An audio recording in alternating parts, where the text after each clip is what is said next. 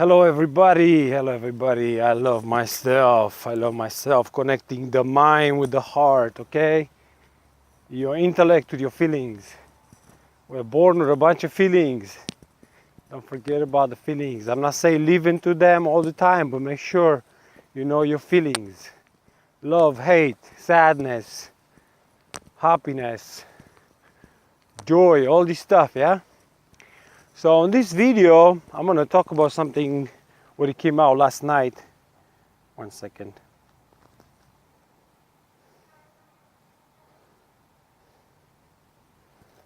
So something came out last night. Some of my fans, they all try to see the thing. People are falling in love with the body. Those are the how to say. They only want see they can only see your body. They cannot see your mind. They're not interested in your mind. They just want to use your body. You know that song with Cher? Somebody wants to use you, someone to abuse you.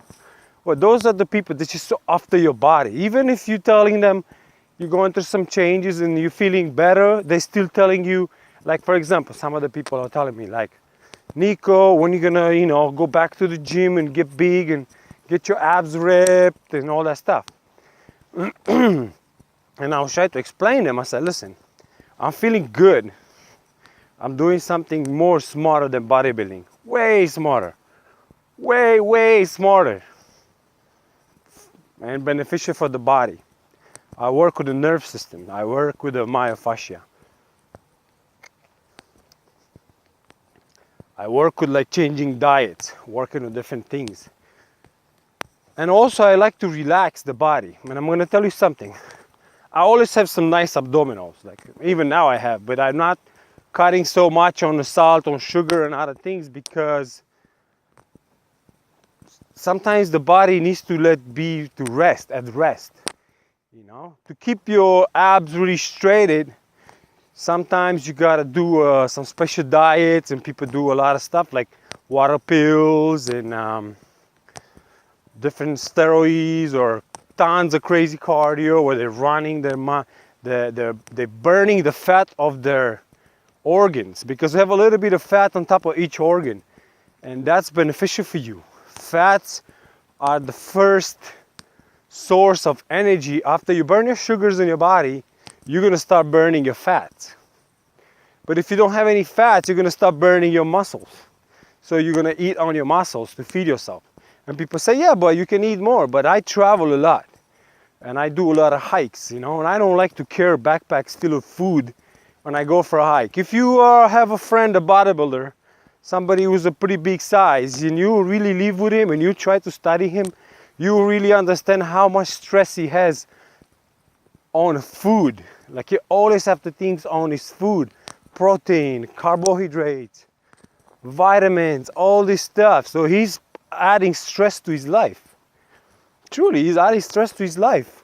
And he's aging himself by I have to eat 4 meals every 3 hours. He has set up alarms, and my life is so free and so relaxed. I don't even care what time it is. Sometimes I don't eat nothing too, like today I get up and I have a glass of tea with a tiny bit of sugar. And the tea, I collect the flowers, so I know what's inside of my tea. A lot of people think tea is good for them, but this Monsanto tea you guys buying on stores is just spray with chemicals. No, all my flowers and everything I collected, all my plants, they're like wild collected.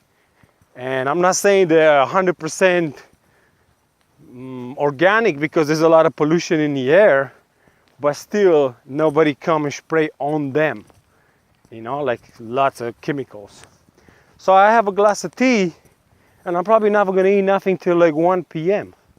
So if you think about it, that's a lot of time I'm not eating. A bodybuilder can't do that. They are always stressed. They're always with the baggie, with the food, always counting. And now let's talk about the body. Let's talk about the abdominals, because that was the thing. Show us some things when your abdominals are tight and what are you doing for your abdominals and all that. I say, listen, when you see somebody abdominals very tight is actually not beneficial to their body. And I'm going to tell you why. Because the belly is supposed to rise when you take air. We're supposed to breathe in our belly, not in our chest. If you watch a baby, how he breathes in his belly. The older we get, the less oxygen goes to the belly. So older people end up breathing really short breaths right here.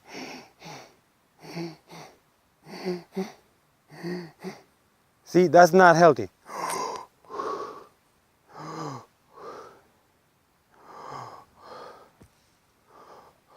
See, you're supposed to breathe there. But if your muscles are too tight and too sore, because I used to do work on my muscle, on my abs every day almost, plus dancing at night.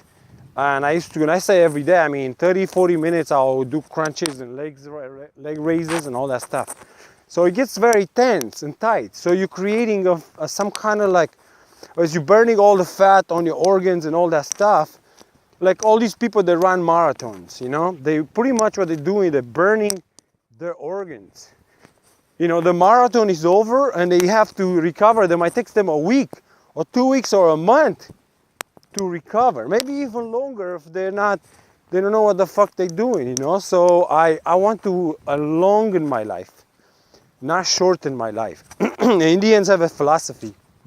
They say, your life is based on how many breaths you take. Okay, let's say I believe this 50%, but when you always give, and you're always chasing down and you run, I do think you are tiring your heart. I believe your heart needs rest, because if she's already working so hard, all our lives, the heart is the first organ in our body is our heart. You know, if you see an embryo of a baby, you see a small baby, then you'll see its heart beating first there, before you even have a head or hands or all that. He has a tiny little heart. So, also when you do legs up, when you do leg raises, we're using your hip flexors. Well, your hip flexors, they're tiny little muscles, and they're very important for your walks and your jumps and all that stuff. But if you're using them every day, you'll tire them down, and you need to perform something harder, they'll cramp up. You try to raise your leg up like this and hold it there, and I guarantee you in maybe 5 seconds you get a cramp. And you think yourself, why? I've been doing the same thing, and I'm probably still getting some cramps in some positions. And I got a lot of things to do. That's why I moved to massages, sport massages, lots of stretching, yeah, body work, and rest, lots of rest.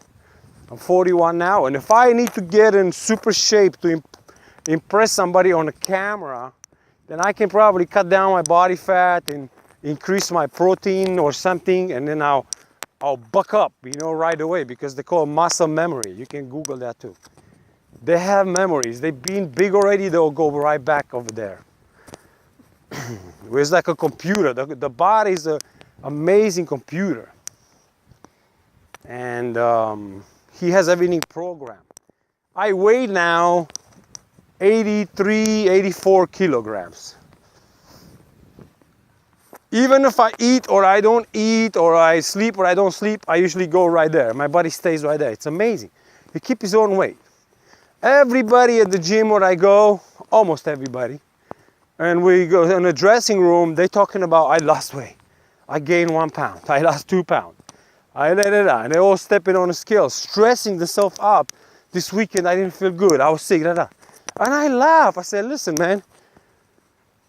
The ones I feel like they want to learn something, I say, it doesn't matter how much you weigh. It really doesn't matter. I mean, we have so many proofs like Jet Li, Bruce Lee, all these guys, tiny little guys, 55 kilograms, can pop a rock open with a punch, can jump over you, can run up the walls. I mean, this idea you have to be a truck, a big bulldozer, it's a stupid idea.